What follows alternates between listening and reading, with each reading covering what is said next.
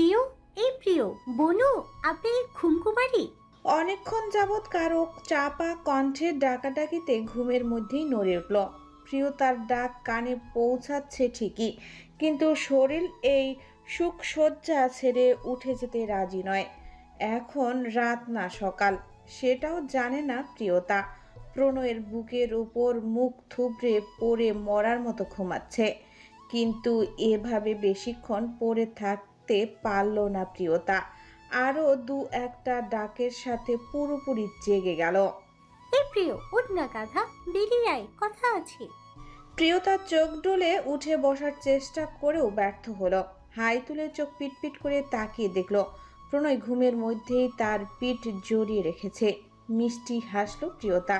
নিজের অবস্থানের দিকে তাকিয়ে দেখলো সে লেপ্টে আছে প্রণয়ের বুকে। লজ্জায় গাল গরম হয়ে উঠল প্রিয়তার। লজ্জা গিলে নিয়ে প্রণয়ের মুখের দিকে তাকালো। একদম শান্ত হয়ে আছে মানুষটা, বাচ্চাদের মতো করে নিশ্চিন্তে ঘুমাচ্ছে। সকাল সকাল প্রাণটা জুড়িয়ে গেল প্রিয়তার। আলতো স্পর্শে হাত রাখলো প্রণয়ের গালে। আলগোছে কপালে চুল সরিয়ে গাঢ় চুম্বন খেয়ে বলল, কত নিষ্পাপ একটা মুখ, দেখলেই আদর করে দিতে মন চায়। এই যে চুপটি করে ঘুমিয়ে আছেন, কত ভালো লাগছে দেখতে। জেগে থাকলে এমন শান্ত থাকতে পারেন না। সব সময় প্রিয়তাকে ধমকা ধমকি, চমকা চমকি, বাজে লোক একটা। একটা চুম্বন খেতে গিয়ে হঠাৎ থেমে গেল প্রিয়তা। চমকে তাকালো বন্ধ দরজার দিকে। সে তো ভুলে গিয়েছিল কেউ তাকে ডাকছে। তুই বের হবি নাকি এবার চিৎকার করে ডাকবো? প্রিয়তা আস্তে করে প্রণয়ের কাছ থেকে নিজেকে ছাড়িয়ে নিল। প্রণয় ঘুমিয়ে থাকায় কাজটা করতে বেশি বেগ পেতে হলো না। কমফোর্টার সরিয়ে মেঝেতে পা রাখতেই প্রচণ্ড ঠান্ডায় লাফিয়ে উঠল। দ্রুত এসির রিমোট নিয়ে হিট মোড অন করে দিল। প্রণয়ের সারা গায়ে ভালো করে কমফোর্টার জড়িয়ে দিয়ে পা টিপে টিপে দরজা খুলে বেরিয়ে গেল। বাইরে এসে হাই তুলে সামনে তাকাতেই টাসকি খেয়ে গেল প্রিয়তা। হা করে মুখটা হাই অবস্থাতেই রয়ে গেল। প্রিয়স্মিতা বোনের এক্সপ্রেশন দেখে বিরক্ত হলো। মুখের উপর তুড়ি বাজিয়ে বলল, এমন হাবলার মতো কি দেখছিস তো? কখন থেকে ডাকছি, ডাকতে ডাকতে আমার গলার কোষ শুকিয়ে গেল। ধমক খেয়ে ফট করে মুখ বন্ধ করলো প্রিয়তা। চোখ বড় করে বোনের মাথা থেকে পা পর্যন্ত স্ক্যান করে বলল, এগুলো কি পড়েছিস? কপাল কুঁচকালো প্রিয়স্মিতা। নিজের দিকে তাকিয়ে বলল, কি পরলাম? শার্ট প্যান্ট আর হুডি, ঠিকই তো আছে। প্রিয়তা আবার হাই তুলল। অলস কণ্ঠে বলল, সে যা ইচ্ছে পড়ো, কিন্তু এত সকাল সকাল আমার আরামের ঘুমটা চটকে দিলে কেন? এখন তো ঠিক মতো সকালও হয়নি। প্রিয়স্মিতা রহস্যময় হাসি দিল। সতর্ক নজরে তাকালো। প্রিয়তা সন্ধিয়ান কণ্ঠে বলল, কি চলছে মাথায়? গ্রিল চিকেন খাবি? আচমকা বলে উঠল প্রিয়স্মিতা। উত্তর শুনে বেকুব বনে গেল প্রিয়তা। হ্যাঁ, হ্যাঁ, একটু আগে শুয়ে শুয়ে ক্রেভিং হচ্ছিল, তাই তোকে ডাকতে এলাম। চল, একসাথে মুরগি পুড়িয়ে খাবো। প্রিয়তা হাসবে না কাঁদবে বুঝতে পারল না। কোন মাটি দিয়ে আল্লাহ এই মহিলাকে বানিয়েছে কে জানে। নিরস কণ্ঠে বলল, এখন ভোর 4টা বাজে, তোমার মনে হয় এখন মাংস কোথায় পাবো আমি? চলো ফ্রিজে গিয়ে দেখি। বলেই যেতে ধরল প্রিয়তা। সাথে সাথে পথ আগলালো প্রিয়স্মিতা। ওই ফ্রিজের ঠান্ডা মাংসের মজা নেই। সরি আপু, এই ভোর রাতে আমার বা তোমার কারো জামাই বাজার খুলে বসে নাই, তাই চলো গিয়ে ঘুমিয়ে পড়ি। বিরাট ঘুম পাচ্ছে এখন। হাই তুলে বলল প্রিয়তা। প্রিয়স্মিতা কোমরে হাত দিয়ে ভ্রু নাচিয়ে বলল, ঢং করিস আমার সাথে? সত্যি বল, তোরও জিভে পানি এসেছে? মিথ্যে বলবি না, আমি দেখেছি। প্রিয়তা মাথা চুলকে বলল, হ্যাঁ, ইচ্ছে তো আমারও করছে, কিন্তু মাংস কোথায় পাবো? আরে তোর বোন আছে, আমার বোন খেতে চাইছে আর আমি খাওয়াবো। এমন নালায়েকে প্রিয়স্মিতা নয়। প্রিয়তা মুখ বাঁকিয়ে বলল, উহ, ঢং দেখে বাঁচি না। নিজে 16.5 আনা খেতে আর আমার নামে দোষ দিচ্ছে। ওই যে একটা প্রবাদ আছে না, জামাইয়ের নামে মেরে হাঁস গুষ্টি শুদ্ধ খায় মাস। তুই কি কোনোভাবে আমায় অপমান করলি? সরাসরি করলাম। তুই কি ভাবলি তোর অপমান আমি গায়ে মাখবো? হ্যাঁ, ছোটদের কথা আমি গায়ে মাখি না। যাই হোক, আমি তোর বড় বোন। চোখ সরু করে তাকালো প্রিয়তা। ছোট? হ্যাঁ, তাছাড়া আবার কি? তুই আমার পাক্কা 2 মিনিট 29 সেকেন্ডের ছোট। যা, ছোট ভেবে তোকে মাফ করে দিলাম। ভাব দেখে বাঁচি না। এখন পটর পটর না করে বলো তো মাংস কোথায় পাবো? প্রিয়স্মিতা থুতনি চুলকে কিছুক্ষণ ভাবল, তারপর চোরা চোখে আশেপাশে তাকিয়ে বলল, আই হ্যাভ এ প্ল্যান। কি? আগে এটা ভালো মতো গায়ে পেঁচা। বলে নিজের শালটা প্রিয়তার দিকে ছুঁড়ে মারল প্রিয়স্মিতা। প্রিয়তা চাদরটা ভালো করে শরীরে জড়িয়ে নিল। ওকে, পারফেক্ট, চল। কোথায়? আরে চল না, খেতে হলে সংগ্রাম করে খেতে হবে। হ্যাঁ ধুর চল। প্রিয়স্মিতা আর প্রিয়তা পা টিপে টিপে চোরের মতো বাড়ির সদর দরজা খুলে বাইরে বেরিয়ে গেল। রাতের অন্ধকার সারিয়ে দিবাকরের প্রথম সূর্য কিরণ স্পর্শ করছে ধরণীতে। তবে তাতে বিশেষ সুবিধা হলো না। চারিদিক ঘন মোটা কুয়াশার আস্তরণে ঢাকা। হয়তো কয়েক হাত দূরত্বের মানুষটাকেও ভালো মতো দেখা যাবে না। ঠান্ডায় প্রিয়তার দাঁতে দাঁত লেগে যাচ্ছে। সে কাঁপতে কাঁপতে প্রিয়স্মিতার উদ্দেশ্যে বলল, মুরগি খাওয়ানোর নাম করে ঠান্ডা দিয়ে মার্ডার করতে এনেছো আপু? বিরক্ত হলো প্রিয়স্মিতা। পুকুর পাড় ছাড়িয়ে পাঁচিলের দিকে যেতে যেতে বলল, ভাত না বলে চুপচাপ আয়, ওদিকে তো রাস্তা নেই। আপু গেট তো এইদিকে।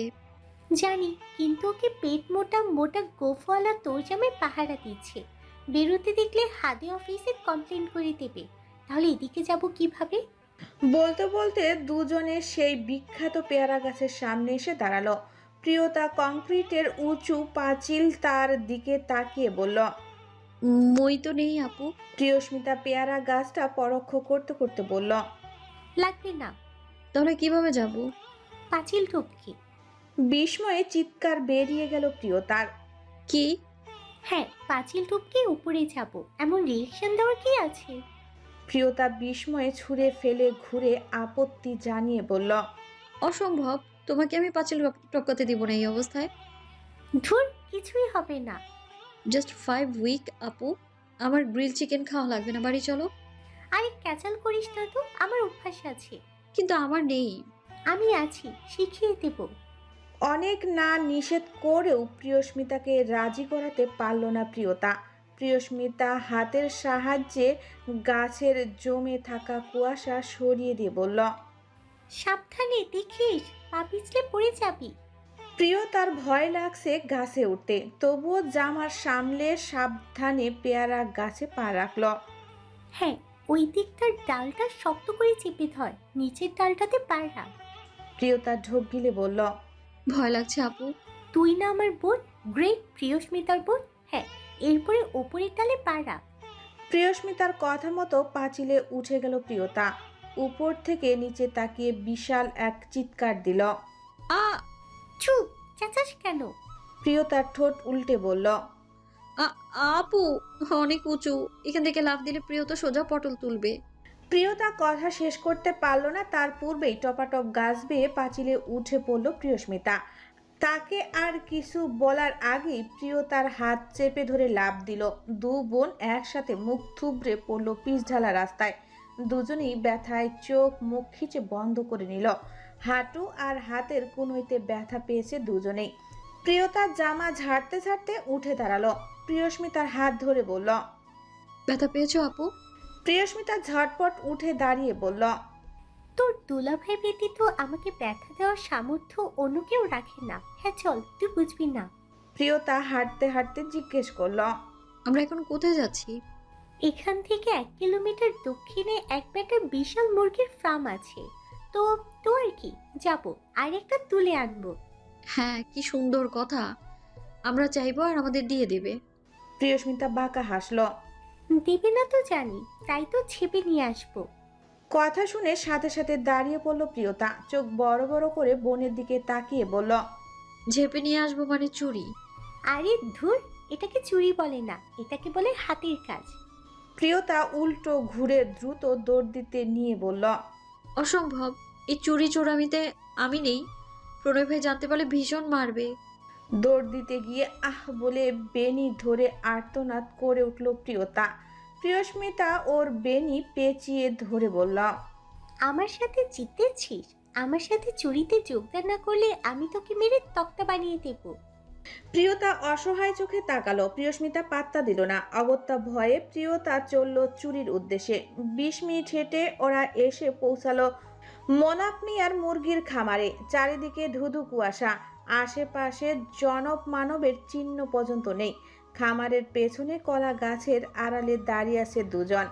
ভয়ে প্রিয়তার হাঁটু রীতিমতো কাঁপাকাঁপি শুরু করে দিয়েছে। প্রিয়স্মিতা সতর্ক নজরে আশপাশে দৃষ্টি ঘোরালো। অতঃপর প্রিয়তার দিকে একটা মানকি টুপি দিয়ে বলল, এটা পরে নে। ঝটপট বলে নিজেও লাল একটা মানকি টুপি পরে নিল। এবার পাক্কা চোর লাগছে। প্রিয়স্মিতার চেহারা দেখে ভয়ের মধ্যেও ফিক করে হেসে দিল প্রিয়তা। দাঁত না কেলিয়ে তাড়াতাড়ি পর, না হলে ধরা পড়লে একটা মারুক বাইরে পড়বে না। প্রিয়স্মিতাও হাসি থামিয়ে টুপিটা পরে নিল। দুজনের চোখ ছাড়া কিছুই দেখা যাচ্ছে না। ওরা পা টিপে টিপে আড়াল থেকে বেরিয়ে এলো। আশপাশ দেখতে দেখতে খামারের দরজার সামনে এসে পৌঁছালো। কিন্তু দরজায় বড় বিশাল একটা তালা ঝুলছে। প্রিয়তা নিরাশ হয়ে বলল, এটাতে তো তালা ঝুলছে আপু। হ্যাঁ, তোকে আমাদের শুরু খুলে রাখবে? বলতে বলতেই পকেট থেকে একটা চাবি বের করলো প্রিয়স্মিতা। প্রিয়তা অবাক হয়ে বলল, এই তালার চাবি কি তুমি কোথায় পাবে? এটা এই তালার চাবি না, সব তালার চাবি, মাস্টার কি। এটা বলতে বলতে তালা খুলে ফেললো প্রিয়স্মিতা। প্রিয়তা শুধু চোখ গোল গোল করে দেখল। সে কখনো দুঃস্বপ্নেও কল্পনা করতে পারেনি তাকে কখনো এসব করতে হবে। কিন্তু কি আর করার, বিধিবাম। ওরা দুজন চারপাশ দেখে ফুরুত করে খামারের মধ্যে ঢুকে পড়ল। সাথে সাথেই ভেতরের ভ্যাপসা দুর্গন্ধ পেটের নাড়ি ভুড়ি পাক দিয়ে উঠল। প্রিয়তা ওড়না দিয়ে দ্রুত নাক চেপে ধরল। প্রিয়স্মিতা ওর অবস্থা দেখে চাপা গলায় ধমকে উঠল, একদম এখানে বমি করবি না, সামান্য মুরগির ঘুয়ের গন্ধ। প্রিয়তার মুখ খুলতেই বমি পাচ্ছে। সে শ্বাস টেনে বলল, চুরি করে মুরগি খাওয়ার এক্সপিরিয়েন্স তোমার থাকলেও আমার তো নেই। এখন ঝটপট যা করবার করো তো, না হলে আমি এখানেই জ্ঞান হারাবো। ঠিক আছে ঠিক আছে, দেখছি দেখছি। প্রিয়স্মিতা এক সিরিয়ালে বেশ কয়েকটা ঘর দেখলো, যার মধ্যে সাইজ অনুযায়ী ছোট বড় মুরগি রাখা। সবই পোলট্রি মুরগি। প্রিয়স্মিতা ধিমি পায়ে এগিয়ে গিয়ে খপ করে একটা 4 কেজি ওজনের মুরগি তুলে নিল। প্রিয়তার চোখ কোটর ছেড়ে বেরিয়ে এলো। মুরগি দেখে বিস্ময় নিয়ে বলল, এত বড়! চুপ কর, যখন মারবো তখন ছোটখাটো কেন মারবো, বড় সড়ই মারি। ঠিক আছে চলো পালাই। কথা শেষ করতে পারল না প্রিয়তা তার পূর্বেই। এই সকাল সকাল কেডারে খামারের মধ্যে? কর্কশ আওয়াজটা শুনে বুকের ভেতর ছলাৎ করে উঠল। প্রিয়তা ভয়ে মুখের চোখে তাকালো প্রিয়স্মিতার দিকে। আপু এবারও মুখের কথা মুখেই রয়ে গেল। তার পূর্বেই প্রিয়স্মিতা প্রিয়তাকে চেপে ধরে দরজার আড়ালে লুকিয়ে পড়ল। লোকটা চেঁচাতে চেঁচাতে দরজা লাগিয়ে ভেতরে প্রবেশ করতেই অতকৃত্যে শরীরের সর্বশক্তি দিয়ে ধাক্কা দিল। প্রিয়স্মিতা মাত্র এক হাতের ধাক্কা সামলাতে পারল না। লোকটা মুখ থুবড়ে পড়ল। প্রিয়স্মিতা চেঁচিয়ে বলল, পালা বোন। ভয়ে প্রিয়তার কলিজা লাফাচ্ছে। দু বোন ছুটে খামার থেকে বেরিয়ে গেল। এক হাতে ঝুলছে বড় একটা মুরগি। লোকটা চেঁচিয়ে উঠল, ওই কে, কোথায় আছিস? সর পালালো, ধরো খেয়ে। ওদের চিৎকার শুনে লোকটার ছেলেরা দৌড়ে এলো। আব্বা আব্বা কোথায় চোর? লোকটা তেড়ে উঠে বলল, বাঁদের পুচ্চর আমার মাথার এই থেকে পালালো। কিন্তু ততক্ষণে প্রিয়তা আর প্রিয়স্মিতা হাওয়া। মোবাইল ফোনের ঝংকার তোলার শব্দে সকাল সকাল ঘুমটা চটকে গেল প্রণয়ের। চরম মাত্রায় বিরক্ত হলো সে। কপাল কুঁচকে বালিশে মুখ গুজে পড়ে রইল ফোনটা কেটে যাওয়ার অপেক্ষায়। কিন্তু সেগুড়ে বালি। প্রণয়ের ভাবনার জল ঢেলে কল কাটার সাথে সাথেই আবারও অসভ্য যন্ত্রটা দ্বিগুণ শব্দে কানের পাশে বেজে উঠল। আর চুপ করে শুয়ে থাকতে পারল না প্রণয়। এক প্রকার বাধ্য হয়ে ফোন রিসিভ করে কানে ধরল। हेलो। आहा लाजवाब। सुबह सुबह क्या बनाया बेहना, दिल खुश कर दिया। কিচেনের লেগ পিসে কামড় দিয়ে রসিয়ে রসিয়ে কথাটা বলল অরণ্য। ড্রয়িং রুমের গোল টেবিলের চারপাশে সোফাগুলো গোল করে তাতে জাঁকিয়ে বসেছে অরণ্য। সমুদ্র, রাজ, প্রেম, তন্ময়, প্রিয়তা, প্রিয়স্মিতা, তীরা, তরি, অভিরাজ। সবার হাতে চিকেনের বড় বড় পিস, আর সামনের টেবিলে ভর্তি করে রাখা হিউজ 3 বোল বারবিকিউ চিকেন, সাথে tomato sauce, chilli sauce, many sauce, বেশ কয়েক প্রকার কোল্ড ড্রিঙ্কস। তাদের এক একজনের মুরগি খাওয়ার স্পিড দেখে যে কেউ নিঃসন্দেহে বলে দিবে এরা শিয়াল ফ্যামিলি থেকে বিলং করে। তাদের থেকে কিছুটা দূরে আলাদা চেয়ার টেবিলে বসে সকালের চা পান করতে গিন্নিরা। শিকদার বাড়িতে পুনরায় আগমন ঘটেছে প্রণয় প্রিয়তাদের নানি গুলবাহার বানুর। তিনি দূরে বসে বসে প্রাণ ভরে নাতি নাতনিদের দেখছেন। প্রিয়তা কোকের গ্লাসে চুমুক দিয়ে বলল, শিয়ালের মতো শুধু মুরগি ভক্ষণ করলে হবে? কেমন রেঁধেছি বলতে হবে না? আমার ফিডব্যাক চাই। সমুদ্র নিজের চিকেনটা প্রিয়তার মুখের সামনে ধরে বলল। খা তোর ফিডব্যাক। প্রিয়তা বিনা বাক্যে নিয়ে নিল। তীরা মুখ লটকে বলল, ঠান্ডার মধ্যে আপুরা গরম গরম বারবিকিউ বানিয়ে দিয়েছে, খাচ্ছি, কিন্তু কি যেন একটা খালি খালি লাগছে। তীরার কথায় তন্ময় তাল দিয়ে বলল, ঠিক ভাইব জমছে না, একটা গান হলে হতো। কেমন গান শুনবি? ভ্রু নাচিয়ে শুধালো প্রেম। তন্ময় উচ্ছ্বাসিত হয়ে বলল, এমন একটা গান যেটাতে ঠান্ডা ঠান্ডা ব্যাপার থাকবে।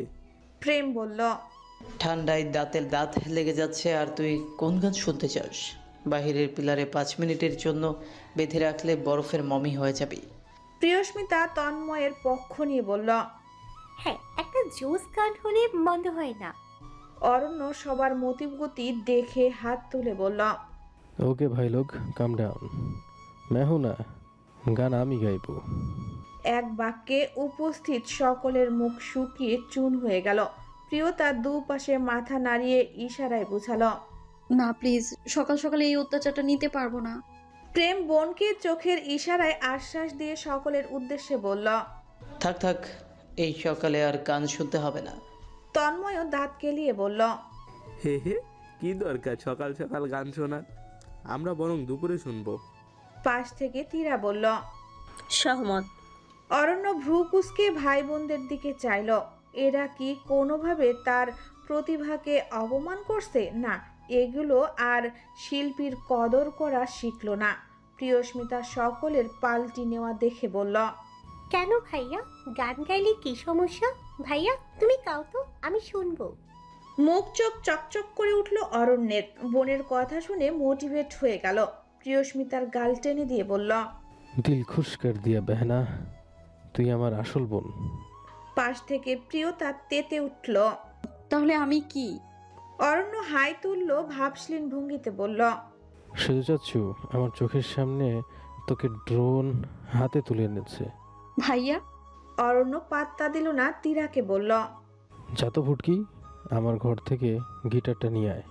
তরি মাথা দুলিয়ে বসা থেকে উঠে দাঁড়িয়ে বলল, আচ্ছা ছোট ভাইয়া। প্রিয়তা প্রিয়স্মিতার কানের কাছে ঝুঁকে গিয়ে ফিসফিসিয়ে বলল, আমাদের পেছনে এই বাসটা না দিলেও চলতো। কেন? একটু অপেক্ষা করো, নিজেই বুঝে যাবে। অনেকক্ষণ যাবৎ শুকনো মুখে বসে আছে রাজ। সমুদ্র ব্যাপারটা লক্ষ্য করে বলল, কি ব্যাপার সেজিদা, দিন দুনিয়ায় মায়া কাটিয়ে কোন অপসরার খেয়ালে ডুবে আছো? সমুদ্রের কথায় সকলে সরু চোখে চাইল রাজের দিকে। প্রশ্ন শুনে আবারও ভাবনার অতলে তলিয়ে গেল রাজ। চিন্তিত কণ্ঠে বলল, জটিল সমস্যায় ফেসে গেছি।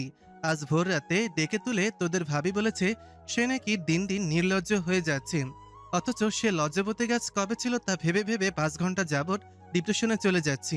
তন্ময় গালে হাত দিয়ে গম্ভীর গলায় বলল, সেজদার অবস্থা দেখে মনে হয় মাঝে মাঝে আইবুড়েই থেকে যায়, আবার মেজদা আর ছোটদার অবস্থা দেখলে মন চায় ভিক্ষা করে হলো বউ একটা আনি। ধর্ম সংকট। পাশ থেকে তাল মিলিয়ে বলল অরণ্য। এই নাও ভাইয়া। বলে কালো গিটারটা এনে অরণ্যের হাতে তুলে দিল তরি। সকলের মুখ দেখে মনে হচ্ছে কেউ তাদের জোর জবরদস্তি নিম পাতা খাইয়ে দিয়েছে। অরণ্য চোখ বুজে গিটারের তারে টুংটাং আওয়াজ তুলে গাইতে শুরু করলো। লা লা লা লু লু লু লু লা লা লু লু লু আহা হা হো। যদি প্রতি রাতে একা খাটে ঠান্ডা লাগে যায়, তবে বউটা কোথায় আজ কারো না মাথায়। যদি প্রতি রাতে একা একা গান গাইতে হয়, তবে গায়িকা কোথায় আমার নায়িকা কোথায়। যদি ঠান্ডা হয়ে যায় সব কম্বল আর কাঁথা, তাহলে বারে বারে মনে পড়ে বিয়েরই কথা। যদি মাঝরাতে টাস করে ঘুম ভেঙে যায়, তখন একা শীত কাঁপাকাঁপি করি। হায় হায়, তোমরা বুঝো না কেন বেচারাটা কত অসহায়। তাই বুঝি তোর বউ লাগবে? পেছন থেকে ভেসে আসা গুরুগম্ভীর আওয়াজে ততক্ষণে অরণ্যের গানের ফুল স্টপ লেগে গেল। হাফ ছেড়ে স্বস্তির নিঃশ্বাস ফেলল সকলে।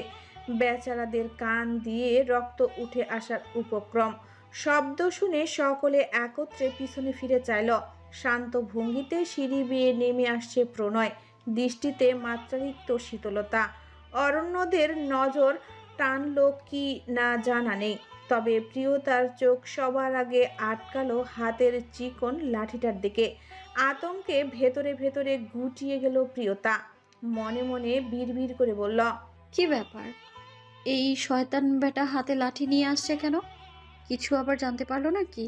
প্রণয় ওদের সম্মুখে এসে দাঁড়ালো। টেবিলের পানে তাকিয়ে দেখলো এখনো প্লেট ভর্তি মাংস।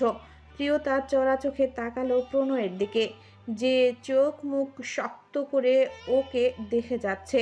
কাঙ্ক্ষিত আশঙ্কায় কলিজা লাফ দিয়ে উঠল প্রিয়তার। ততক্ষণে কানে বিকট টান অনুভব হলো। শব্দ করে আহ করে উঠল প্রিয়তা।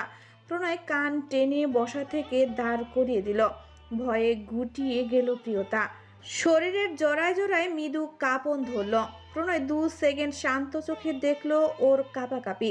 অতঃপর 2 হাত বুকে ভাঁজ করে ক্যাটক্যাট কণ্ঠে বলল, আমার চোখ ফাঁকি দিয়ে সকাল সকাল কই গিয়েছিলে তুই? চমকে উঠল প্রিয়তা। প্রিয়স্মিতা কপাল কুঁচকে তাকালো প্রণয়ের দিকে। আচমকা বজ্র কণ্ঠে ধমকে উঠল প্রণয়, কানে বড় হয়ে গেছিস কে? কে বলছিস শুনতে পাস না? সকাল সকাল আমার পাশ থেকে উঠে চুপি চুপি কোথায় গিয়েছিলে? পুরুষালী এক হুঙ্কারে কেঁপে উঠল উপস্থিত বড় ছোট প্রত্যেকে। বড়রা অন্য পাশ থেকে এ পাশে চলে এলো। প্রিয়তা কিছু বলবে তার পূর্বেই গুলবাহার বানু কথার মাঝে হাত ঢুকিয়ে বললেন, এটা কেমন অনাসিষ্ট মার্কা কথা বাছা? একজন প্রাপ্তবয়স্ক পুরুষ মানুষ হয়ে একটা যৌবনী মেয়ের সাথে বিয়ে ছাড়া এক ঘরে রাত কাটিয়েছো তোমরা। ছি ছি। গুলবাহার বানুর কথায় টনক নড়ল সকলের। আবারও অনেকগুলো বিস্মিত দৃষ্টি পতিত হলো তাদের উপর। তবে সেসবে পাত্তা দিল না প্রণয়। প্রিয়তাকে ধমকে বলল, কি হলো উত্তর দে। সকাল সকাল কই গিয়েছিলে তুই? চিৎকার শুনে ভয়ে কান্না করে দিল প্রিয়তা। কোনো কথাবার্তা ছাড়াই সর্বমুখে ঝাঁপিয়ে পড়ল প্রণয়ের বক্ষে। বুকে মুখ গুজে নাক টেনে বলল, অনেক বড় ভুল করে ফেলেছি প্রণয় ভাই, আমি ইচ্ছে করে করিনি, আমার মাফ করে দিন। আমি এমনটা আর কোনোদিনও করবো না, প্লিজ আমার উপর রাগ করবেন না। বলতে বলতে ফুপিয়ে উঠল প্রিয়তা। প্রিয়তার বড় বড় চোখের পানি দেখে নিমিষে রাগ গলে পানি হয়ে গেল প্রণয়ের। দীর্ঘ নিঃশ্বাস ফেলে বুকে মিশিয়ে নিল নিজের প্রাণ পাখিকে। মাথায় হাত রেখে তুলনামূলক নরম গলায় বলল, এটা তোর প্রথম ভুল, আর এটা তোর শেষ ভুল। এইভাবে মাফ করে দিলাম। এমন যেন আর কখনো হতে না দেখি। তোর যা লাগবে তুই আমাকে বলবি। প্রয়োজনের প্রণয় শিকদারের কলিজাটা বের করে তোর হাতে দেব। তবু অন্যের জিনিসে না বলে হাত দিবি না। বুকে মুখ লুকিয়ে বলল প্রিয়তা। ছুঁয়ে কথা দে আমায়। আপনাকে ছুঁয়ে কথা দিলাম। হাসলো প্রণয়। ঘটনার আগা মাথা কিছুই বুঝলো না উপস্থিত কেউই। তবে তাদের এই সর্বমুখে ঘনিষ্ঠতা দৃষ্টিকটু লাগলো সকলের। গুলবাহার বানু অভিজ্ঞ ব্যক্তি। ওনার চুলগুলো তো আর বয়সে পাকেনি, পেকেছে অভিজ্ঞতায়। তিনি চোখ দেখেই ওদের ভেতরের সম্পর্ক বুঝে নিলেন। কিন্তু হারাম হালালের তো একটা ব্যাপার আছে। পরিস্থিতি লজ্জাজনক। হালকা কাশলেন সাদমান শিকদার। তবুও প্রণয়ের বক্ষ থেকে মুখ তুলল না প্রিয়তা। আরো গভীরে ঢুকতে চাইল। খালিদ শিকদার মুখ বাঁকিয়ে বললেন, ছি ছি ছি ছি ছি ছি ছি। কি বেল্লাপান্না, বড় ছোট হুঁশ নেই, যত সব না জায়েজ কাজকর্ম, বিয়ে ছাড়াই নাকি এক ঘরে। ছি ছি ছি ছি ছি ছি। এই বাড়িটা দিন দিন গেল রে।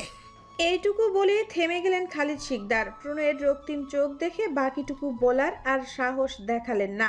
প্রণয় সরাসরি সাদমান শিকদারের দিকে চেয়ে বলল, আমাদের ব্যাপারে আপনাদের এত দুশ্চিন্তা না দেখালেও চলবে।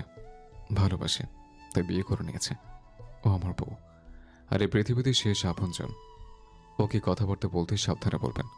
জানেন তো, ও ছাড়া আমার আর হারানোর কিছুই নেই। বলে দ্রুত পায়ে চলে গেল প্রণয়। পিছনে ফেলে দিল হতভম্ব হয়ে চেয়ে থাকা গোটা পরিবার। তারা দেখলো, শুনলো, তবে বিপক্ষে কেউ একটা কথাও বলল না। নিজের রক্তের হলেও এই ছেলেকে ভয় করে না এই পরিবারের এমন কেউ নেই। সত্যি এই মেয়েটা তার, সে যা ইচ্ছা তা করতে পারে, আর কেউ কিছু বলার অধিকার রাখে না। আসলে তাদের তাকিয়ে তাকিয়ে দেখা ছাড়া কিচ্ছুই করার নেই। প্রাণের মায়া সবারই আছে। গুলবাহার বানু মুস্কি মুস্কি হেসে চাইলেন প্রিয়তার দিকে, কানে কানে বললেন, তোর কপাল তো সবে থেকে বেশি চওড়া নাতনি। আমার ৮৩ বছরের জীবনে এমন ভালোবাসা আমি আর দ্বিতীয় কোনো পুরুষের চোখে দেখিনি। কিন্তু সামলে, এসব পুরুষরা সোহাগ করার সময়। বলে থেমে গেলেন গুলবাহার বানু। নানির কথা শুনে সারা শরীরের পশম দাঁড়িয়ে গেল প্রিয়তার। চোখ বড় বড় করে তাকালো গুলবাহার বানুর দিকে। গুলবাহার বানু মিটি মিটি হাসছেন। লজ্জায় দৃষ্টি নত করে নিল প্রিয়তা। ফর্সা গাল দুটো টসটসে পাকা টমেটোর মতো লাল বর্ণ ধারণ করলো। সকলেই অবাক দৃষ্টিতে চেয়ে আছে প্রিয়তার দিকে। প্রিয়তা লজ্জা শরম দাবিয়ে রেখে গুলবাহার বানুর হাত চেপে ধরল। গুলবাহার বানু মুস্কি হেসে বললেন, উপদেশ চাই নাতনি। প্রিয়তা অসহায় মুখে মাথা উপর নিচ ঝাঁকালো। গুলবাহার বানু এবার উচ্চ শব্দে হেসে উঠলেন। প্রিয়তার হাত চেপে ধরে যেতে যেতে বললেন, চল, তোকে আজ এমন টোটকা দেখাবো যে এক বাড়িতেই বিড়াল মরে যাবে। প্রিয়তার সুন্দর সতেজ মুখখানা আষাঢ়ের কালো মেঘে ছেয়ে গেল। ছোট্ট একটা দীর্ঘশ্বাস ফেলে নিরাশ কণ্ঠে বলল, তো তোমার নাতির মতো খচ্চর বেটা দুনিয়াতে দুটো নেই জানো নানি। কত কিছু করি শুধু একটু দেখবে বলে, কিন্তু কি নাকের ডগায় কি ভাব নিয়ে চলে যাব। হ্যাঁ, না জানি কোন স্প্রিং চার্মিং সে। গুলবাহার বানু নাতনির মাথায় গাঁটটা মেরে বললেন, ওরে চেমরি, পুরুষ মানুষকে কি ওভাবে বশ করা যায়? অন্যভাবে করতে হয়। আউচ! মাথা ডলতে ডলতে অসহায় চোখে তাকালো প্রিয়তা। নেকা কান্না করে বলল, সব বশ করে দেখেছি, কোনো কিছুতেই কোনো লাভ হয়নি। গুলবাহার বানু ভাব নিয়ে বললেন, তোদের নানাও এমন ভাবছিল, কিন্তু আমি একদম সোজা করে দিয়েছিলাম। শোন, তুই যদি আমার কথার মতো চলিস, তাহলে তোর জামাই তোর কথায় উঠবে বসবে। চোখ চকচক করে উঠল প্রিয়তার। অধৈর্য হয়ে বলল, কিভাবে? গুলবাহার বানু কানে কানে কি যেন শিখিয়ে দিলেন। ইনায়া বিছানায় পা ছড়িয়ে বসে ঘাপুস ঘুপুস করে ফল খাচ্ছে। ভালো মতো হাঁটাচলা করতে পারে না। পা দুটোতে পানি জমে কলা গাছ। একদিনের মধ্যেই হয়তো নতুন অতিথির আগমন ঘটবে শিকদার বাড়িতে। ইনু আসবো? বাহিরে দাঁড়িয়ে দরজায় নক করলো প্রিয়তা। ইনায়া উঁকি মেরে বলল, বাহ বাহ, তুই এত ভদ্র কবে থেকে হলি? আয়। প্রিয়তা লাফিয়ে ঘরে ঢুকে পড়ল। ইনায়া ফলের বাটি এগিয়ে দিয়ে বলল, টুস। প্রিয়তা বসে পড়ল ইনায়ার পাশে। ফলের বাটি থেকে এক টুকরো আপেল নিয়ে মুখে পুরে দিল। ইনায়ার মাথা থেকে পা পর্যন্ত চোখ ঘুরিয়ে বলল, আমার ভাই একদম সত্যি চিনেছিল তোকে। তুই কি ভুল চিনেছিলি? আলবাত, আমি ভাবতাম তুই মোটকি, কিন্তু তুই আসলে কিউট পিউট গুলুমুলু একটা রসগোল্লা। ঢং। সত্যি। সন্দেহে কপাল ভাঁজ পড়ল ইনায়ার। ভ্রু নাচিয়ে শুধালো, কি মতলব? প্রিয়তা মুখ কাদো কাদো করে বলল, ছি নুছি, তুই ভাবিস আমি শুধু মতলবেই তোর কাছে আসি? সেন্ট খাওয়া বন্ধ কর। প্রিয়তা গাল ফুলালো। ইনায়ার উঁচু পেটে হাত বুলিয়ে বলল, দেখছিস বাবু, তোর মা তোর ফুপিকে কিভাবে অপমান করছে, এক নাম্বারের কুটনি মহিলা। ইনায়া ওর ভাবসাব দেখে বাঁকা হেসে বলল, তোমার পেটেও খুব তাড়াতাড়ি একটা ইঁদুরের বাচ্চা চলে আসবে বান্ধবী, সবুর করো, আমি কিন্তু সব জানি। প্রিয়তা ফোঁস করে নিঃশ্বাস ছাড়ল, নিরাজ কণ্ঠে বলল, আমি সেসবের সম্ভাবনা দেখি না। হবে হবে, তবে আমাকে কি কথা দিয়েছিলে মনে আছে তো? কি? এই যে আজ থেকে ঠিক 13 বছর 7 মাস আগে ক্লাস 2তে থাকাকালীন তুই কথা দিয়েছিলি আমার ছেলের সাথে তোর মেয়ের বিয়ে দিবি। আমার ছেলে কিন্তু হয়ে গেছে। প্রিয়তা বিরক্ত হয়ে উঠে পড়ল।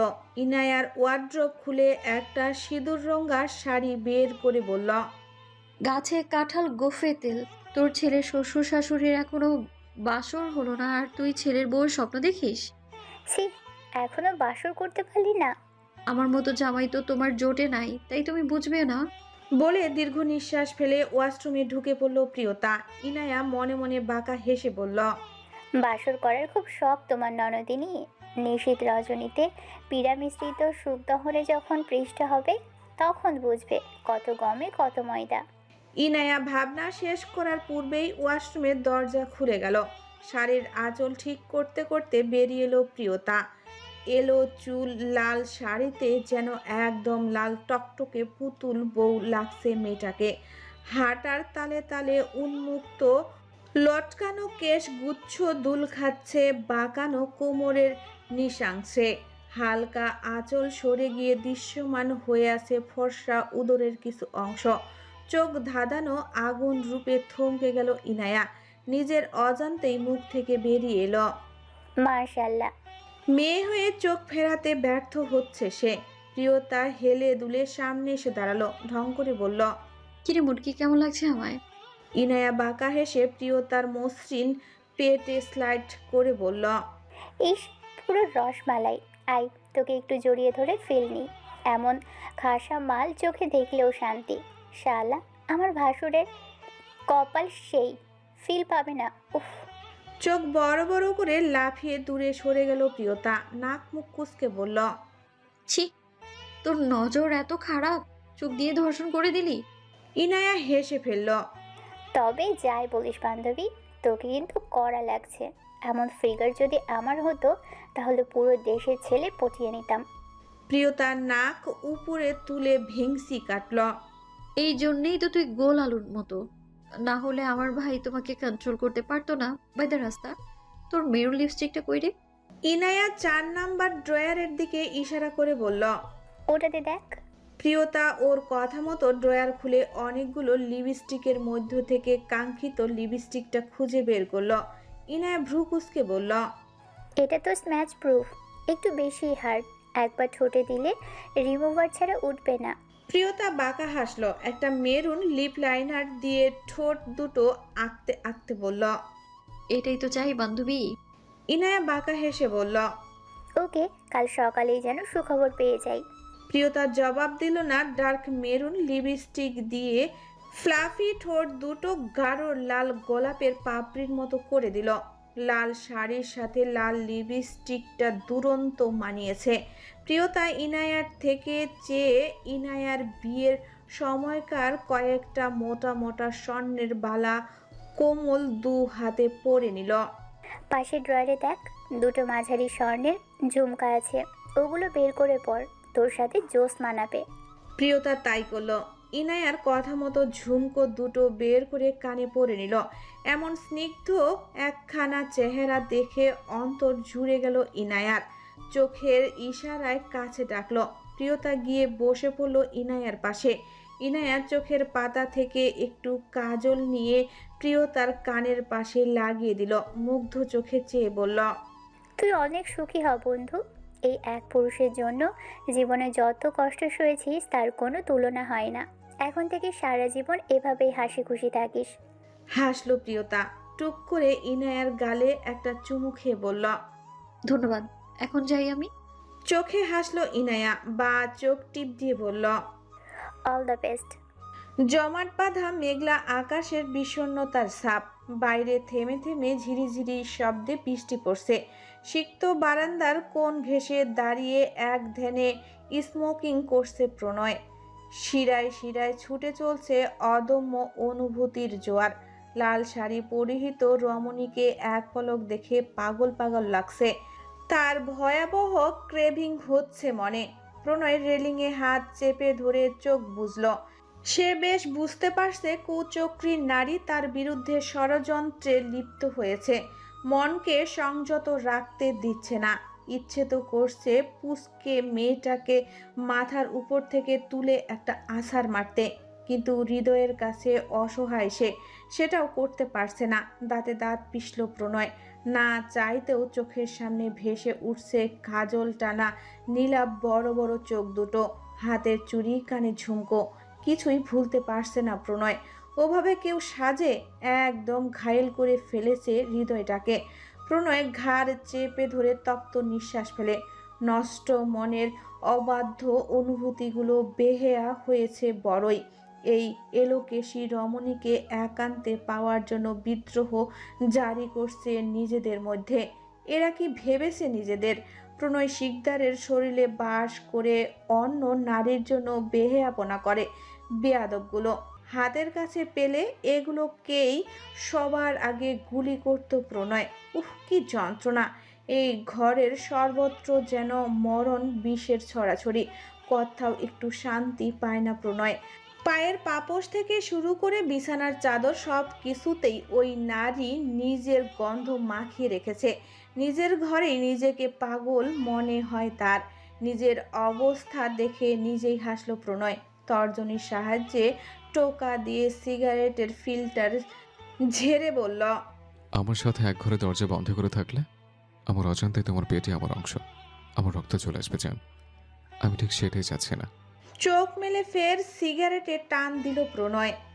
যারা বিড়ি খায় তাদের হাত দিয়ে গন্ধ, মুখ দিয়ে গন্ধ, দাড়ি দিয়ে গন্ধ, চাদর দিয়ে গন্ধ, জামা দিয়ে গন্ধ, লেপ দিয়ে গন্ধ, টুপি দিয়ে গন্ধ, বালিশ দিয়ে গন্ধ। আমার তো সন্দেহ হয় ওর বউ থাকে কেমনে রে আল্লাহ। ঘরের সবকিছু শুকতে শুকতে কর্কশ আওয়াজে আওয়াজ করতে শুরু করলো প্রিয়তা। জাউরামি দেখে ফোঁস করে নিঃশ্বাস ছাড়ল প্রণয়।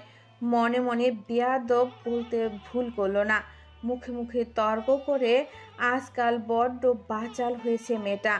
বোকা তো দিতেই হবে। এসব সাত পাঁচ ভেবে জুৎসই একটা ঝাড়ি দেওয়ার উদ্দেশ্যে ঘাড় বাঁকিয়ে পেছনে তাকালো। দেখ, রমণীর পানে দৃষ্টি পড়তেই কথার খেই হারালো প্রণয়। টানা টানা চোখের মায়ায় নিজেকে খুইয়ে ফেললো মুহূর্তেই। এতক্ষণের কঠিন সংযম যেন শেষ মহলের ন্যায় চোখের নিমিষে ভেঙে চুরমার হয়ে গেল। চোখের পলক ফেলছে না প্রণয়। আশানুরূপ ফল পেয়ে মনে মনে খুশিতে নেচে উঠল প্রিয়তা। টোটকা কাজে দিয়েছে নানির কথা মতো। এবার লজ্জায় নেতিয়ে পড়ার ভান করলো প্রিয়তা। নাজুক হেসে দৃষ্টি নত করল। সামনের চুলগুলো কানের পিঠে গুজে পড়ল। ওভাবে তাকাবেন না, লজ্জা লাগে। হাত নাড়ানোর সাথে সাথে স্বর্ণের কাকনগুলো ঝনঝন শব্দ করে উঠল। প্রিয়তার চোখের পলক ঝাপটে পড়ল। এভাবে তাকাবেন না প্লিজ। অক্ষিপটে মাদকতা ছড়ালো প্রণয়ের পলকহীন চোখে। চেয়ে রইল সুন্দরী রমণীর শুভ্র মুখে। দেখতে দেখতে সিগারেটের শেষ অংশটুকু জ্বলে হাত পুড়ে গেল প্রণয়ের। আউচ! প্রণয়ের ওষ্ঠে ব্যথাতুর শব্দ শুনে লাফিয়ে উঠল প্রিয়তা। অভিনয়ে ঝেড়ে ফেলে ছুটে গেল প্রণয়ের নিকট। বলিষ্ঠ হাতের আঙ্গুলগুলো মুঠোয় পুড়ে ব্যথাতুর নয়নে তাকালো। চোখে পানি চলে এলো। প্রিয়তা রাগী কণ্ঠে তেজ নিয়ে বলল, পোড়ালেন তো আমার কলিজাটা। আপনাকে না কতদিন বারণ করেছি এসব ছাইপাশ খেতে, তারপরেও কেন খান আপনি? বয়সে বড় হয়েছেন বলে কি আমার কোনো কথাই শুনবেন না আপনি? সুরেলা কণ্ঠের চওড়া ক্ষোভের আভাস পেল প্রণয়। কিছু বলল না, কেবল এক দৃষ্টিতে চেয়ে রইল নীলাপ চোখের গভীরে। তার বেহেয়া চোখ দুটো বারবার ঘুরে ফিরে রঞ্জিত লাল টকটকে ঠোঁটের উপর গিয়ে স্থির হচ্ছে। এই যে মেয়েটা ঠোঁট নাড়িয়ে নাড়িয়ে বকা দিচ্ছে, সে কি জানে এই মুহূর্তে তাকে কতটা প্রাণঘাতক লাগছে প্রণয়ের নিকট? তার ওই নিরীহ ঠোঁট দুটোকে কতটা নিষ্ঠুর শাস্তি দিতে ইচ্ছা করছে। জিভ দিয়ে ঠোঁট ভিজালো প্রণয়। প্রিয়তা পুনরায় কণ্ঠে তেজ ঢেলে বলল, আপনি কি স্মোকিং করা কোনোদিনও ছাড়বেন না? আপনি কি ঠিক করে দিয়েছেন যে আমার কথাগুলো আপনি এক কান দিয়ে ঢুকিয়ে অন্য কান দিয়ে বের করে দেবেন? ঠোঁট কামড়ে ধরে হাসলো প্রণয়। নিঃশব্দ পায়ে একদম নিকটে চলে এলো। প্রিয়তার পুরুষালী দেহের গরম ভাব আশ্রে পড়ল প্রিয়তার নাজুক শরীরে। সে কিছু বুঝে ওঠার আগেই তার কোমর চেপে পাশের দেওয়ালে ঠেসে ধরল। মুখের উপর ঝুঁকে এসে গালে হাত রাখলো। কণ্ঠ খাদে নামিয়ে ফিসফিসিয়ে বলল, শুনবো, তোমার সব কথা শুনবো রক্তচাপা। তুমি যা বলবে তাই করব। তুমি যদি বলো তো এটাই হবে আবার শীতে প্রণয়ের জীবনের শেষ সিগারেট। শুধু মানুষটা এত কাছে আসতেই প্রিয়তার ছোট্ট বুকে ভূমিকম্প শুরু হয়ে গেল। শুকনো ঢোক গিলে গলা ভেজানোর ব্যর্থ প্রয়াস করল। চোখ তুলে অস্পষ্ট আওয়াজে জানতে চাইল, শুধু কি? চোখের হাসল প্রণয়। প্রিয়তার তুলতুলে নরম ঠোঁটে বৃদ্ধাঙ্গুল বুলিয়ে বলল, সব ছেড়ে দেব যদি বলো। নিঃশ্বাস নেওয়াও ছেড়ে দেব শুধু। কি? কণ্ঠটা বোধহয় কাঁপল প্রিয়তার। শুধু যখন যখন আমার তৃষ্ণা পাবে তখন তখন আমার তোমাকে চাই। তোমার মধ্যে প্রবাহিত অমৃতের সাগরে নিজের অস্তিত্ব বিলিয়ে দিতে চাই। বলো রাজি? ঠোঁট কাঁপলো প্রিয়তার, শরীর ঝাঁকি দিয়ে উঠল। প্রণয়ের পাগল পাগল করা চোখ দুটোর দিকে দেখে অন্তর গহীনে প্রেমান্দোল শুরু হয়ে গেল। মুখমোলের কোমল শীতল হাতে ছুঁয়ে দিল প্রণয়। কাপা কাপা ঠোঁটগুলোর দিকে তাকিয়ে শিশুসুলভ ভঙ্গিতে বলল, তোর ঠোঁটগুলো অভাবে কাঁপে কেন জান? ওগুলো কিন্তু আমার তৃষ্ণা আরো বাড়িয়ে দিচ্ছে। আর আর কাঁপবে না ভাইয়া।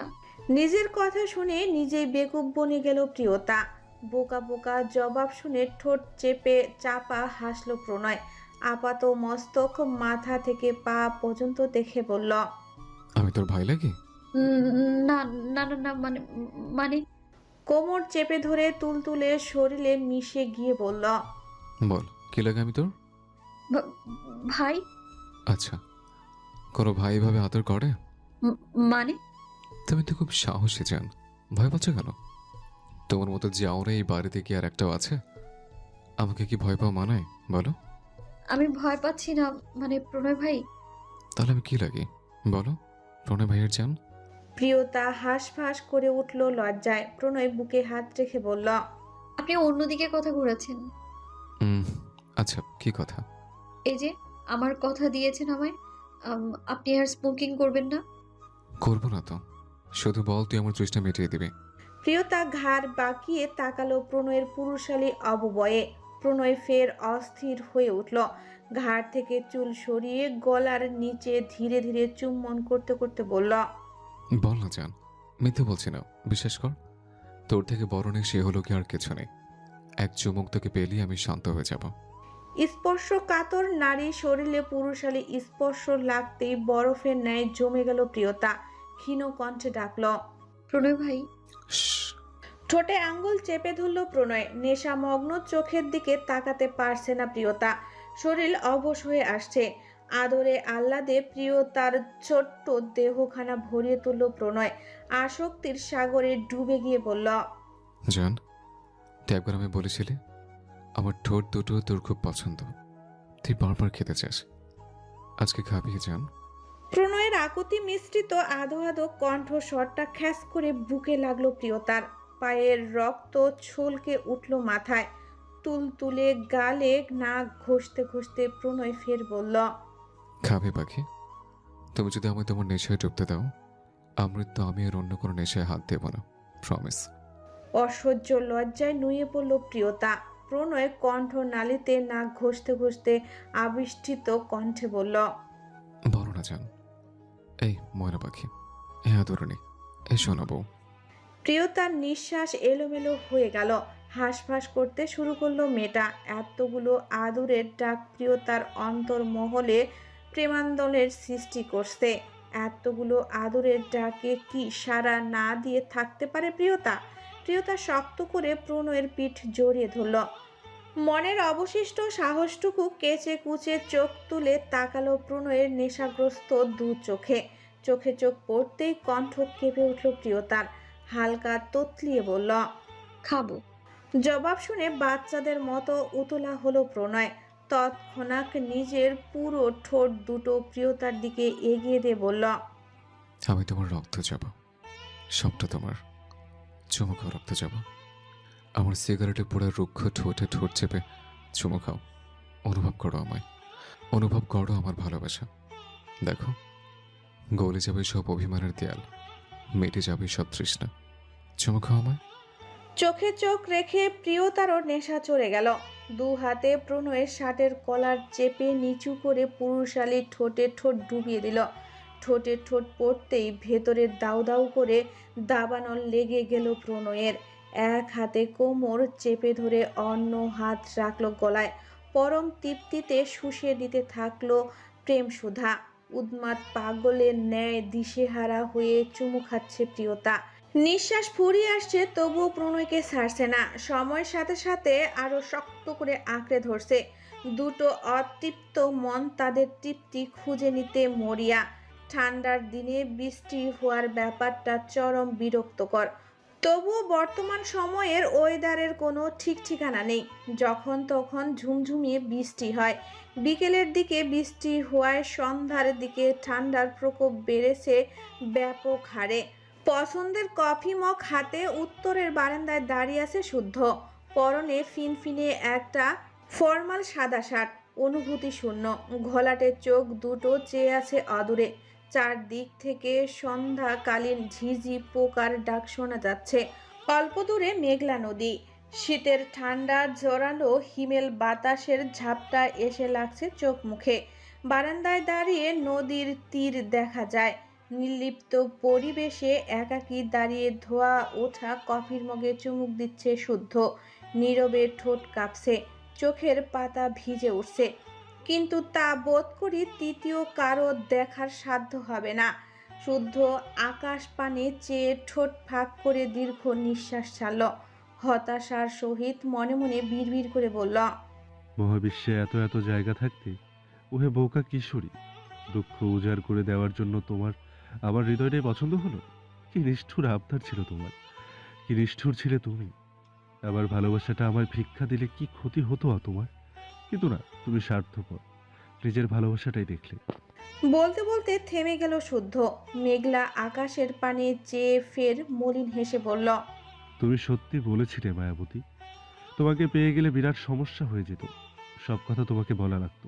মনের গোপন বাক্সে পুরে রাখার মতো আর কথাই থাকতো না। নিত্য দুপুরে হয়তো তোমারে পেতাম, কিন্তু বুক জ্বালিয়ে দেওয়ার মতো খা খা করে করা দুপুর পেতাম না। পরন্তু বিকেলে হয়তো তোমার লগে হাঁটা লাগতো। একাকিত্বের বিষাদময় বিকালটা পেতাম না। সারা রাত তোমার লগে ফুসফুস করে কথা বলা লাগতো। নিদ্রাহীন রাত আর আবার পাইতো কই। তোমারে পেয়ে গেলে আর আক্ষেপ আমার করার মতো কিছুই থাকতো না। আক্ষেপের অভাবে ফাঁকা ফাঁকা লাগতো। তোমার দিকে তাকালে তোমার চোখে ডুবে যেতাম। পিঙ্ক ফ্লুইডে আর ডুব দেওয়া হতো না আমার। তোমার ভালোবাসা পেয়ে গেলে হয়তো চায়ের কাপের ভালোবাসাটাও কম কম লাগতো। তোমাকে পেয়ে গেলে তোমাকে না পাওয়ার কষ্ট আর পাওয়া হইতো না। তখন ছোটখাটো কষ্টগুলো শালার জ্বালায় মরতো। কাছ থেকে তোমার সৌন্দর্য দেখে ফেললে হয়তো লাল গোলাপের সৌন্দর্য মলিন লাগতো। তোমার চুমু পেয়ে গেলে খাবার দাবার তিতা তিতা লাগতো। চিকন শরীরে অপুষ্টিতে ভুগতাম। তোমারে পেয়ে গেলে আর কোনো কিছুরই পরোয়া করতাম না। তখন জগৎ সংসার ছাড়খাড় হয়ে যেতে পারতো। তাই তোমাকে পেয়ে গেলে আসলে শালার বিরাট সমস্যা হয়ে যেত। তাই হয়তো তুমি আমার হলে না। তুমি ভাগ্যবান বলো, তোমাকে পাইনি। আমার নিজের হাতেই চিরতরে খুইয়ে ফেললাম। তুমি আমার জন্য কল্পনার সেই নীল আকাশটাই রয়ে গেলে, যাকে দেখতে তো পাই কিন্তু ছুতে পারি না। তাই এখন হার মেনে নিয়েছি, তোমাকে পাওয়ার আশাও ছেড়ে দিয়েছি। এখন শুধু চাই তুমি ভালো থাকো। তুমি তো আমার সুখ। তোমার ওই হাসি মুখটা দেখে এমন কয়েকশো দুঃখের সমুদ্র অনায়াসেই আমার বুকে জায়গা হয়ে যাবে। এই দুনিয়ায় নাইবা পেলাম তোমায়, কিন্তু আখিরাতে তুমি আমার হয়ে এসো, চিরন্তন আমার হয়ে এসো। কথাগুলো বলে নিঃশব্দে দু ফোঁটা চোখের পানি ফেলল শুদ্ধ। লম্বা দম নিয়ে কফির মগটা ঠোঁটের কাছে নিতেই আচমকা কেউ কেড়ে নিল। অবাক হলো না শুদ্ধ।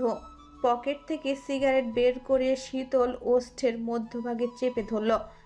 লাইটার জ্বালিয়ে নিকোটিনের বিষাক্ত ধোঁয়া উড়িয়ে বলল, রং টাইমে রং জায়গায় এন্ট্রি নেওয়ার বাজে স্বভাব তোর আর গেল না। প্রণয় পাশে দাঁড়িয়ে শান্ত চোখে চাইল শুদ্ধের মুখ পানে। দুনিয়ার সবাইকে বোকা বানানো গেলেও আবরার শিকদার প্রণয়কে বোকা বানানো হাসলো প্রণয়।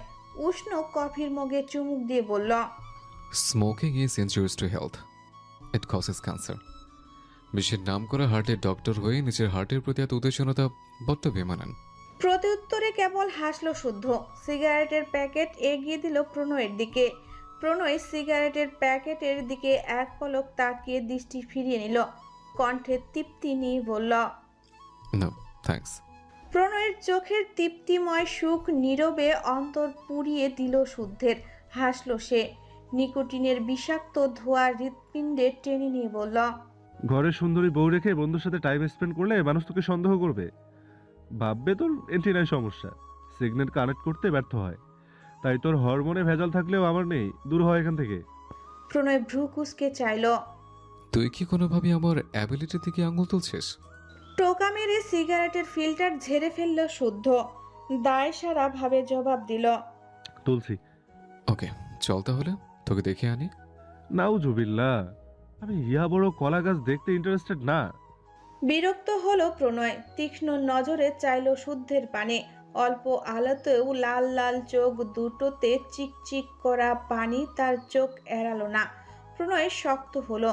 ভনিতা ছেড়ে রুক্ষ গলায় কাট কাট প্রশ্ন ছুড়ে দিয়ে বলল, অভিনয় ছেড়ে ছেড়ে খাস? প্রশ্ন শুনে ঠোঁটের কোণে তাচ্ছিল্য খেলে গেল শুদ্ধের। নির্লিপ্ত কণ্ঠে বলল, ভুলভাল বকছিস, আমি ডক্টর, অ্যাক্টর নই। তোর কি মনে হয় আমি তোর বউয়ের মতো ঘাসে মুখ দিয়ে চলি? যদিও তোর বউ ঘাসে মুখ দিয়ে চলে না। তোর ক্রিমিনাল মাইন্ড বাইরে খাটা, আমার পিছনে গোয়েন্দাগিরি করিস না, সুখে থাকতে পারবি না। প্রণয় শান্ত চোখে চাইল এই ছেলেটা কিভাবে যে তার হাসির আড়ালে লুকানো কান্নাটা প্রণয় দেখতে পাচ্ছে না। প্রণয় ফুস করে নিঃশ্বাস ছাড়ল। কোনো ভনিতা ছাড়াই বলল, প্রিয়সী তাকে বিয়ে করলি কেন? আমার বলিস না ভালোবাসা ছিল, নাহলে শুরুটা একটা হারও হারের জায়গায় থাকবে না। প্রশ্ন শুনে নীরব থাকলো শুদ্ধ। প্রণয় ভ্রু নাচিয়ে ফের বলল, তোর কাছে সুযোগ ছিল, তারপরও তুই বিয়ে করলি না কেন? 12 বছর আমার সাথে যার শত্রুতা পালন করলে, প্রাপ্তির এত কাছে এসে কেন পিছিয়ে গেলে? সারা জীবন তো তুই এটাই চেয়েছিলি, পাওয়ার জন্য 12টা বছর কত কিছু করলি, তাহলে শেষ সময়ে পাশা উল্টে দেওয়ার মানে কি? পাশা উল্টে যাওয়ায় তুই খুশি হসনি? কথা ঘোরাবি না। জানাটা কি খুব জরুরি? প্রণয় শীতল দৃষ্টিতে চাইল, নদীর পাড়ে যাবি? অনেকদিন তোর সাথে বাইক রাইড করা হয় না, চল, আজ খুব একলা লাগছে জানিস। প্রণয় বিরোধিতা করলো না। হাড় হিম করা কনকন ঠান্ডায় দুজন বেরিয়ে পড়ল বাড়ি থেকে। মিনিট 5 পর বাইক স্টার্ট করে পৌঁছে গেল মেঘনা নদীর তীরে। ঘন অন্ধকারে ঢাকা নদীর পাড়ে পাশাপাশি দাঁড়িয়ে আছে দুজন। সুর শব্দে হিমেল বাতাস বইছে। শীতকালীন নদীটা শান্ত, ঠিক ওদের দুজনের মতো। বেশ কিছুক্ষণ নীরব থাকলো দুজন। অতঃপর প্রগাঢ় নিস্তব্ধতা ভেদ করে শুদ্ধ বলে উঠল, তোর মনে অনেক প্রশ্ন, তাই না? টাকাটা কি স্বাভাবিক নয়? হ্যাঁ, অবশ্যই স্বাভাবিক। যাকে এত ভালোবাসলাম, যার জন্য নিজের প্রাণের বন্ধুর সাথে বছরের পর বছর শত্রুতা পালন করলাম, খুন করতেও দ্বিধা করিনি, তাকে তো আর মহত্ব দেখাতে ভালোবাসা ছেড়ে দেবো না। আচ্ছা, তোর কি মনে হয় আমি তোর জন্য আমার ভালোবাসা স্যাক্রিফাইস করেছি? ঠোঁটের কোণে তাচ্ছিল্য খেলে গেল প্রণয়ের। ব্যঙ্গ করে বলল, স্যাক্রিফাইসার তুই? স্যাক্রিফাইস শব্দটা তোর সাথে বড্ড বেমানান। এই তো একদম ঠিক চিনেছিস। আবদ্ধ চৌধুরী শুদ্ধ স্যাক্রিফাইস করতে শেখেনি। সে যা চায় তা হয় চেয়ে নেয়, নয়তো কেড়ে নেয়। শুধু আমি কেন, স্যাক্রিফাইস ওয়ার্ডটা তোর সাথেও যায় না। তুইও তো কলে পড়ে বাধ্য হয়েছিস। আর তুই? পকেট থেকে সিগারেট বের করে ফের ওষ্ঠ ভাঁজে চেপে ধরল শুদ্ধ। লাইটার জ্বালিয়ে ধোঁয়া উড়িয়ে বলল, আচ্ছা, তোর মনে পড়ে ছোটবেলায় তোর একটা বউ ছিল, হয়তো এখনো আছে? প্রশ্ন শুনে থমকে গেল প্রণয়। চোখ মুখ শক্ত হয়ে এলো মুহূর্তে। মনে পড়ে তোর সেই বউয়ের কথা? কখনো জানতে ইচ্ছে হয় সে কেমন আছে, কোথায় আছে? প্রশ্ন শুনে প্রণয়ের শরীরের রক্ত ফুটছে রীতিমতো। তবুও শান্ত রইল প্রণয়। নিরেট কণ্ঠের জবাব দিল, না, মনে পড়ে না, জানতে ইচ্ছে হয় না, কারণ ওই বিয়েটা আমি মানি না। ওই দিনটার কোনো অস্তিত্ব নেই আমার জীবনে, ওটা স্রেফ একটা দুঃস্বপ্ন। বাপরে, এত ঘৃণা! হাসিও পায় বটে। আচ্ছা, তোর বউয়ের নামটা জানিস? মনে পড়ে কিভাবে তোর বিয়ে হয়েছিল? প্রণয় চরম অস্বস্তিতে পড়ে গেল। না চাইতেও চোখের সামনে জীবন্ত হয়ে উঠল ভুলে যাওয়ার সেই অভিশপ্ত দিনটা। আমাকে ডেকেছিলেন দাদাজান? চোখে চোখ রেখে কথাটা বলল প্রণয়। বিশাল রাজকীয় কক্ষের সোফায় পায়ের উপর পা তুলে বসে আছে শিকদার বাড়ির একগুচ্ছ অধিপতি জিহাদ শিকদার। ওনার দুপাশে দুজন অপরিচিত ব্যক্তি। নাতির দুঃসাহসী চেতনা নিরীক্ষণ করে হাসলেন জিহাদ শিকদার। হাতের ইশারায় কাছে ডেকে বললেন, হ্যাঁ ডেকেছি, এদিকে এসো। প্রণয় দ্বিরুক্তি ছাড়াই কাছে গেল। বসো। অপরিচিত মানুষদের দেখে কেমন খটকা লাগলো প্রণয়ের, তবুও অযথা কথা না বলে পাশে বসে পড়ল। শুভ জন্মদিন উত্তরাধিকারী। ধন্যবাদ জমিদার সাহেব। কি উপহার চাও বলো? কিছুই চাই না, শুধু দোয়া করবেন দাদাজান। তা তো করবই, কিন্তু আমার কাছে কিছু না চাওয়ার থাকলে আমার যে তোমার কাছে কিছু চাওয়ার আছে। প্রণয় আশ্চর্য হলো, অবাক কণ্ঠে জানতে চাইল কে? জিহাদ শিকদার কয়েক পল চুপ থেকে গলা ঝেড়ে বললেন, দেখো, আমি এ তো ভনিতা জানি না, তাই সরাসরি বলছি, তোমাকে এখন একটা কাজ করতে হবে, আর মনে রাখবে আমার বলা কথাই আমার আদেশ। প্রণয় ভ্রু কুঁচকালো, সন্ধিয়ান কণ্ঠে বলল, কি কাজ করতে হবে? জিহাদ শিকদার উল্টো ঘুরিয়ে প্রশ্ন করলেন, তোমার বর্তমান বয়স তো 18, তাই না? জি। বাহ, আমার এই বয়সে তোমার বাপের জন্ম হয়ে গিয়েছিল। মানে টানে কিছু না, আমাদের বংশের বড় ছেলেদের এ তো বয়স অবধি অবিবাহিত থাকার নিয়ম নেই, ঠিক আছে? আমার বিয়ে হয়েছিল 15তে, তোমার বাপের 17তে, আর তোমার তো 18 পেরিয়ে যাচ্ছে। জিহাদ শিকদারের কথা শুনে যেন মাথা চক্কর দিয়ে উঠল প্রণয়ের। সে তৎক্ষণাৎ বিরোধিতা জানিয়ে বলল, অসম্ভব দাদাজান, এখন আমার পক্ষে কোনো মতে বিয়ে করা সম্ভব না।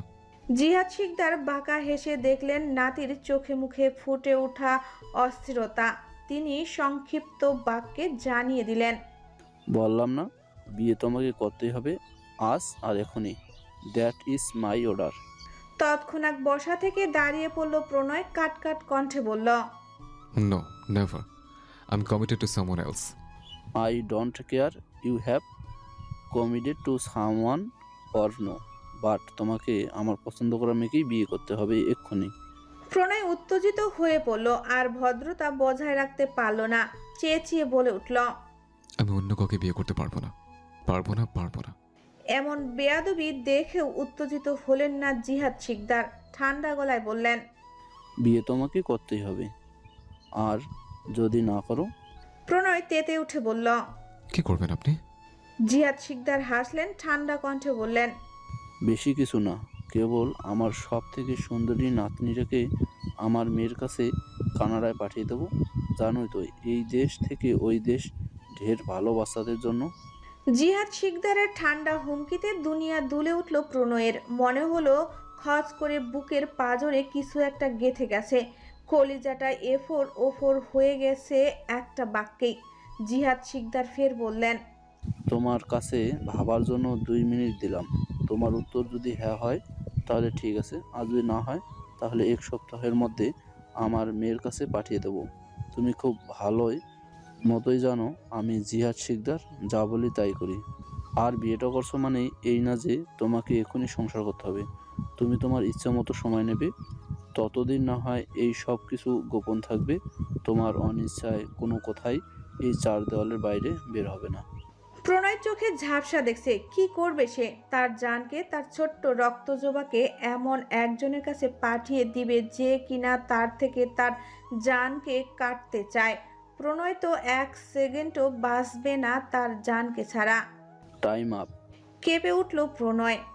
ভাবার সময় নেই, ঝটপট বলো, আর বিয়ে করতে না চাইলে চলে যেতে পারো। পানিতে ঝাপসা হয়ে এলো প্রণয়ের চোখ। সে বুকে পাথর চেপে কঠিন সিদ্ধান্ত নিল। কেঁপে ওঠা কণ্ঠে ঘৃণা নিয়ে বলল, রাজি আমি। দ্যাটস মাই বয়। প্রণয় চুপচাপ ফের বসে পড়ল। জিহাদ শিকদার ভ্রু কুঁচকে বললেন, তোমার বউকে দেখবে না? Not interested. তাড়াতাড়ি নাটক শেষ করুন, আমার আরও কাজ আছে।